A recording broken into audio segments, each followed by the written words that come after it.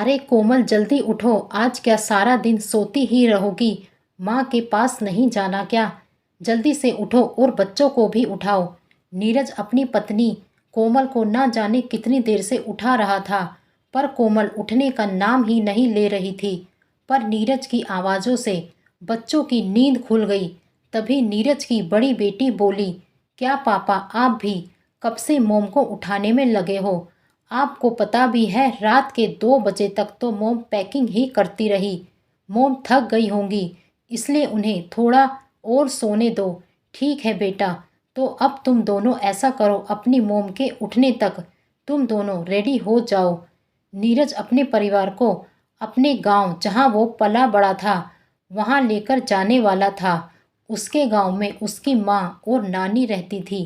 अपनी पढ़ाई पूरी करने के लिए नीरज गांव से शहर आ गया था। पढ़ाई पूरी करने के बाद नीरज को शहर में ही अच्छी नौकरी मिल गई। ऐसे ही दिन बीतने लगे। जहां पर नीरज जॉब करता था वहीं पर उसकी मुलाकात कोमल से हुई थी। साथ में जॉब करते थे, रोज का मिलना जुलना, बस फिर क्या था। दोनों एक दूसरे को पसंद करने लगे और एक दिन दोनों ने शादी कर ली। उन दोनों ने कोर्ट मैरिज की थी, क्योंकि दोनों की फैमिली दूर थी और इन दोनों की जॉब भी ऐसी ही थी कि ज़्यादा समय तक ये दोनों कहीं जा नहीं सकते थे। इन दोनों ने अपनी सेविंग से अपना खुद का फ्लैट भी ले लिया था। बस ऐसे ही दोनों अपनी लाइफ हंसी खुशी काट रहे थे। इसी बीच इनको 2 बेटियां भी हो गई थी।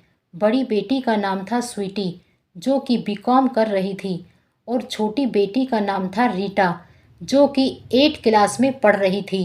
एक दिन नीरज ने अपनी पत्नी कोमल को कहा कि क्यों ना हम माँ को भी शहर ले आएं। वैसे भी नानी माँ तो अब रही नहीं, तो माँ भी वहाँ अकेली ही पड़ गई हैं। इसी बहाने हमारी बेटियाँ भी मेरा गांव देख लेंगी। बस इसी तैयारी में लगे हुए थे नीरज और उनकी फैमिली। अब कोमल भी उठ चुकी थी। वे सब रेडी होकर गांव के लिए निकल चुके थे। गांव पहुंचकर सभी नीरज की माँ से मिले। अपनी पोतियों को देखकर नीरज की माँ बहुत खुश हुई। सभी ने ढेर सारी बातें की। सभी बहुत खुश थे। एक दिन नीरज की दोनों बेटियां गांव में घूमने के लिए निकली। निकलते समय उनकी दादी ने उन्हें गांव के पास वाले जंगल में जाने से मना किया, ये बोलकर कि बेटा वहां पर बुरा साया है, इसलिए तुम वहां मत जाना। क्या दादी आप भी इन बातों को मानती हो? ऐसा कुछ भी नहीं होता। और बोलकर दोनों बहनें गांव में घूमने के लिए निकल पड़ी। घूमते घूमते उन्हें रास्ते में घना जंगल दिखा।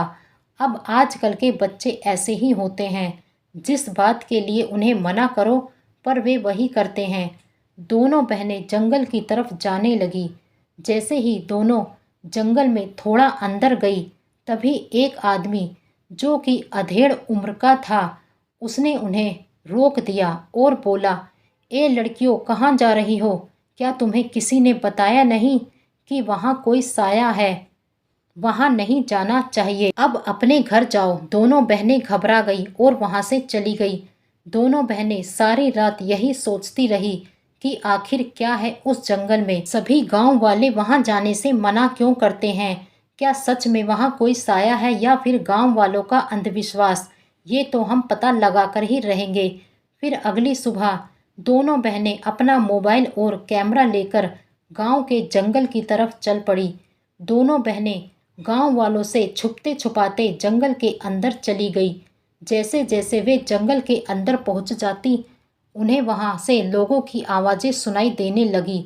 फिर उन्हें जंगल के बीच में एक बड़ा सा गोदाम दिखाई दिया। उन्होंने अपना कैमरा ऑन किया हुआ था, जो सारा कुछ रिकॉर्ड कर रहा था। उन्होंने देखा कि गोदाम के अंदर नकली दवाइयों का काम जोर शोर से चल रहा था। ये देखकर दोनों बहनें समझ गई कि भोले भाले गांव वालों को कैसे अंधविश्वास का नाम देकर उसकी आड़ में ये गलत काम हो रहा है। दोनों बहनों ने बिना समय गवाए अपने मोबाइल फ़ोन से पुलिस को फ़ोन कर सारी बात बता दी और जल्दी आने को कहा। थोड़ी देर में पुलिस और सभी गांव वाले वहां आ चुके थे। इस तरह नकली दवाई बनाने वाले गिरोह का पर्दाफाश हुआ। तब तक नीरज अपनी पत्नी और माँ को भी वहाँ ले आया था।